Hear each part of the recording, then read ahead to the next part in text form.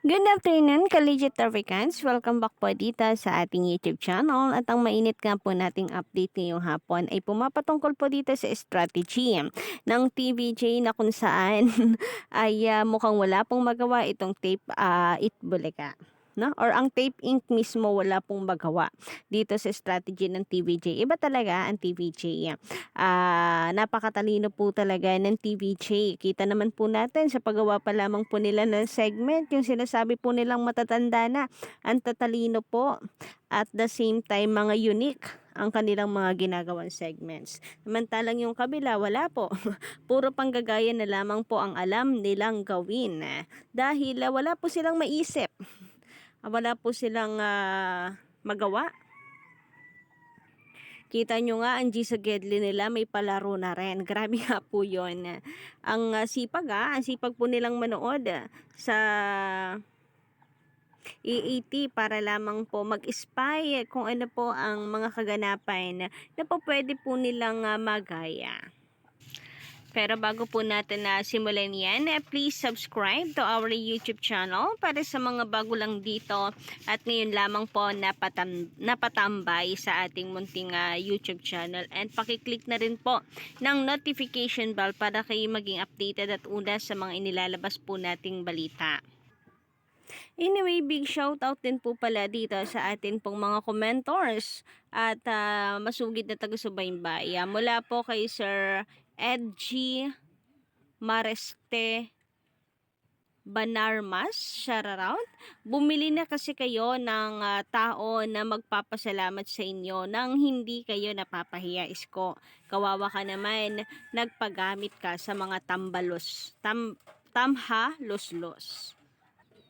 Tamhaloso. So, yun nga ang problema po sa Itbulaga tape na kinakailangan pa po nila maglagay or gumawa ng script para po sa mga winners nila para lamang po hindi mabanggit ang TVJ. Ganun po sila kadesperado.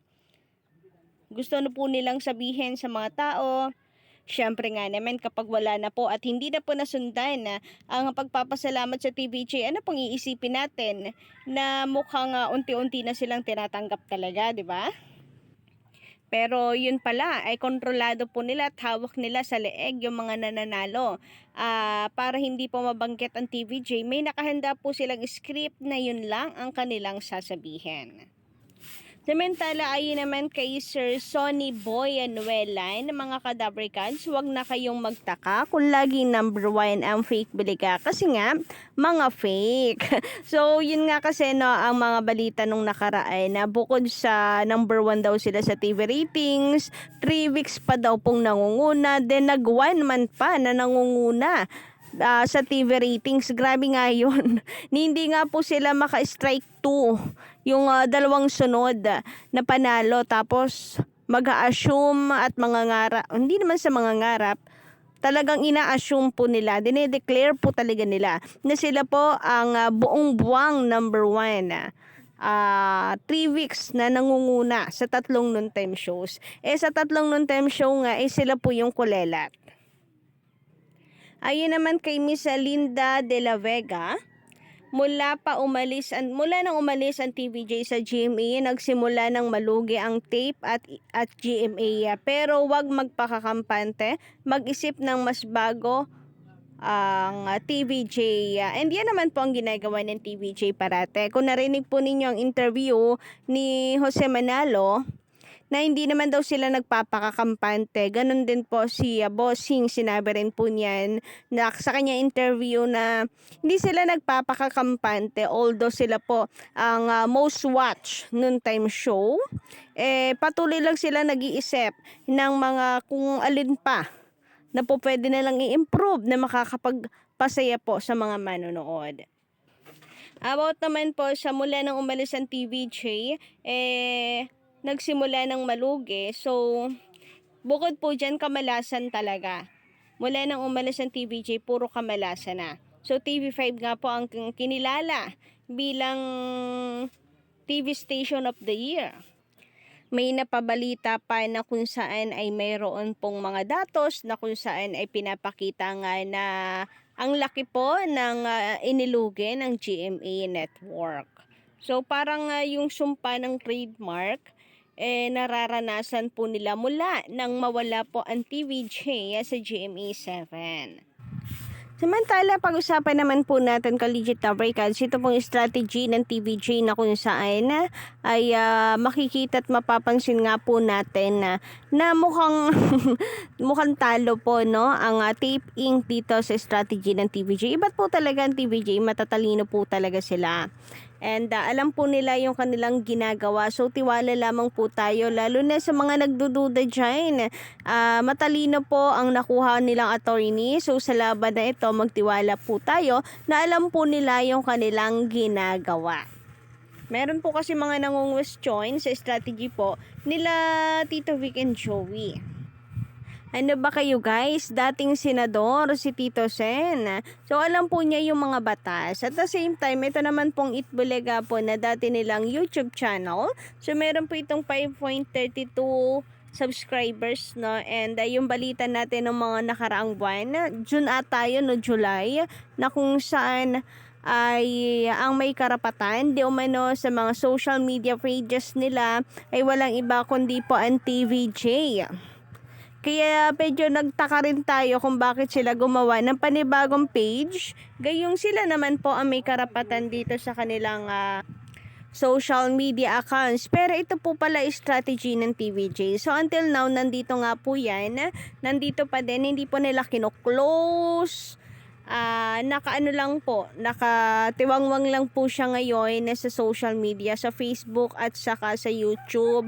Nariyan lamang po yan. And maybe this is one of the reasons kung bakit po hindi pa rin magkaroon ng bagong YouTube channel, ang Tape Inc. Lagi pong nawawala. Hindi naman demonetize kasi hindi pa naman sila monetize. Pero nabablock po agad, na re-restrict. So as long as nandyan po ang Itbulaga, which is a verified account ng TVJ, hindi po sila makakagawa ng sarili nilang channel na kagaya ng Itbulaga kasi bawal po yan, copyright po yan sa YouTube, ganun din po sa Facebook. Basta verified po ang account. So pinag-iingatan po nila yan. Kaya ito yung marahil yung dahilan. Kaya for the second time, na-terminate na naman po ang kanilang bagong gawang account. Kahit po Tape Inc. ang kanilang ginamit na name. Kasi nananatili po na nananatili po na Itbulaga pa rin yung format ng kanilang show and yung isinisigaw, yung kanilang titulo. Meron nga pong Itbulaga na. So hindi lamang po ito based sa sa content na lamang din Based na rin siguro talaga ito sa channel na Itbulaga, which is verified, tapos biglang may mag-iitbulaga po diyan. Hindi ko nga lang rin alam bakit po kung bakit hindi rin nawawala itong kay Yorme. Maybe dahil parehas pong verified account. So yung mga bagong gawa lang siguro talaga ang nare-restrict.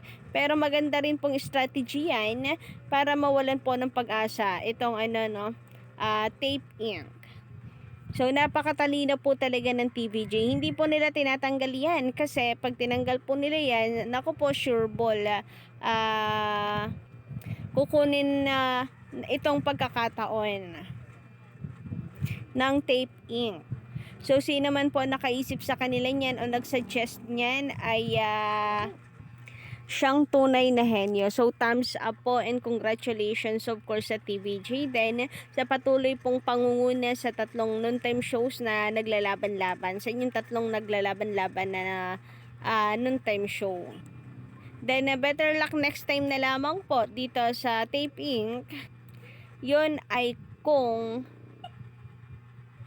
magagawan pa nila ng paraan na matanggap po sila ng mga tao kasi mukhang wala na ring pag-asa dahil nga ang mga tao kahit po meron silang script ay patuloy pa rin po ang pagsigaw sa legit Adabricats. Bossing TVJ ang pinapasalamatan. So, yun lang ng update natin ngayong araw. Don't forget to click the subscribe button and notification bell para po sa iba pang mga balita.